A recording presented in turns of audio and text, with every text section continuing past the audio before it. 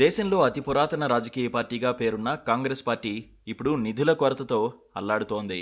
ముఖ్యంగా వరుసగా 10 ఏళ్ల పాటు అధికారంలో లేకపోవడం, వచ్చే ఎన్నికల్లోనూ ఖచ్చితంగా అధికారంలోకి వస్తుంది అన్న గ్యారంటీ లేకపోవడంతో నిధుల రాక బాగా తగ్గిపోయినట్లు తెలుస్తోంది. దీంతో వచ్చే లోక్సభ ఎన్నికల్లో పోటీకి నిధుల లేమితో ఇబ్బందులు ఎదుర్కొంటోంది. పార్టీ 138వ వార్షికోత్సవాన్ని పురస్కరించుకుని నిధుల సేకరణ చేపట్టింది. అత్యధిక కాలం అధికారంలో ఉన్న పార్టీకి ఈ దుస్థితి ఎందుకొచ్చింది? 10 ఏళ్ల పాటు అధికారంలో ఉన్న బీజేపీకి వేల కోట్ల నిధులు పోగుపడితే మరి కాంగ్రెస్కు ఎంత ఉండాలి? దేశం కోసం విరాళం పేరుతో ఆన్లైన్లో క్రౌడ్ ఫండింగ్ను కాంగ్రెస్ ప్రారంభించింది.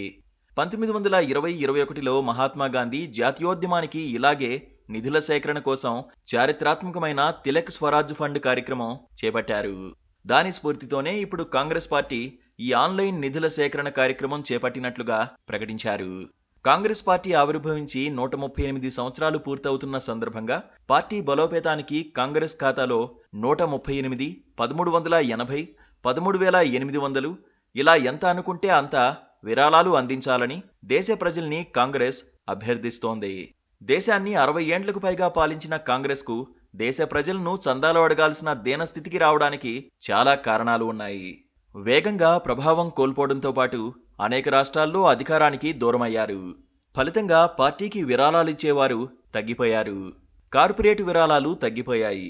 బీజేపీ వచ్చిన తర్వాత గత 10 ఏళ్ల కాలంలో ఆ పార్టీకి నిర్వహణకు అవసరమైన మొత్తం కూడా సమకూరడం లేదు. కార్పొరేట్ విరాళాల్లో 90% బీజేపీకి వెళ్తున్నాయి. బీజేపీకి ఇచ్చే పద్ధతి వేరుగా ఉంటుంది. బీజేపీతో కాంగ్రెస్కు కూడా ఇచ్చే వాతావరణం లేదు. కాంగ్రెస్కు విరాళం ఇస్తున్నారని తెలిస్తే ఆ కార్పొరేట్ సంస్థలకు గడ్డు పరిస్థితి ఎదురవుతుంది. అందుకే ఎవరూ రిస్క్ తీసుకోవడం లేదు. పైగా బీజేపీ రాగానే ఎలక్టోరల్ బాండ్లను తీసుకువచ్చింది.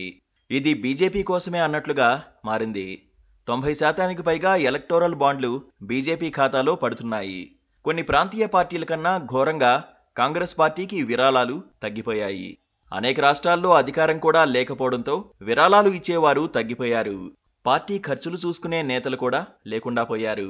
అసోసియేషన్ ఆఫ్ డెమోక్రటిక్ రిఫార్మ్స్ విడుదల చేసిన నివేదిక ప్రకారం దేశంలోని 7 జాతీయ పార్టీలు, 24 ప్రాంతీయ పార్టీలకు 5 ఏళ్ల కాలంలో మొత్తంగా 9,188 కోట్ల రూపాయలు ఎలక్టోరల్ బాండ్ల ద్వారా విరాళాలు వస్తే జాతీయ జనతా పార్టీకి 5,272 కోట్ల రూపాయలు నిధులొచ్చాయి. అంటే మొత్తం నిధుల్లో 58% బీజేపీ ఒక్క పార్టీకే అందాయి. ఇదే సమయానికి కాంగ్రెస్ పార్టీకి అందిన ఎలక్టోరల్ బాండ్లు 952 కోట్లు మాత్రమే. ఇది ఇతర ప్రాంతీయ పార్టీల కన్నా తక్కువ. కాంగ్రెస్కు సగటున ఏడాదికి 200 కోట్లు కూడా విరాళాలు అందడం లేదు. కానీ బీజేపీకి 2,000 కోట్లు అందుతున్నాయి. ఇప్పుడు ప్రపంచంలోనే అత్యంత ధనవంతమైన పార్టీ బీజేపీ. నిర్వహణ నిధుల కోసం తంటాలు పడుతున్న గ్రాండ్ ఓల్డ్ పార్టీ కాంగ్రెస్. దేశంలో ఎన్నికల్లో పోటీ చేయడం చాలా ఖరీదైన వ్యవహారం. అధికారంలోకి రాకుండా సుదీర్ఘకాలం ప్రతిపక్షంలో ఉండే పార్టీకి నిధుల భయం సహజంగానే ఉంటుంది.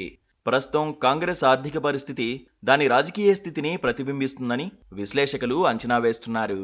క్రౌడ్ ఫండింగ్ కాంగ్రెస్ పార్టీకి ఓ రకంగా ఆర్థిక సమస్యలను కొంతైనా తీర్చే అవకాశం ఉంది. అదే సమయంలో సామాన్యుల నుంచి వచ్చే స్పందనను బట్టి తమ పార్టీకి ఉన్న ఆదరణను అంచనా వేసుకుంటారు.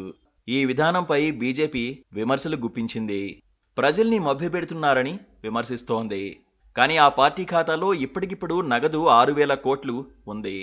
ఆ పార్టీకి హాయిగానే ఉంటుందన్న సెటైర్లు వినిపిస్తున్నాయి. కొసమెరుపేంటంటే కాంగ్రెస్ దేశాన్ని దోచుకుందని బీజేపీ విమర్శలు చేస్తూ ఉంటుంది.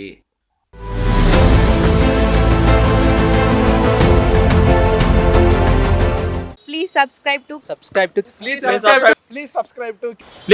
to KTV Telugu. KTV Telugu. KTV Telugu. KTV Telugu channel.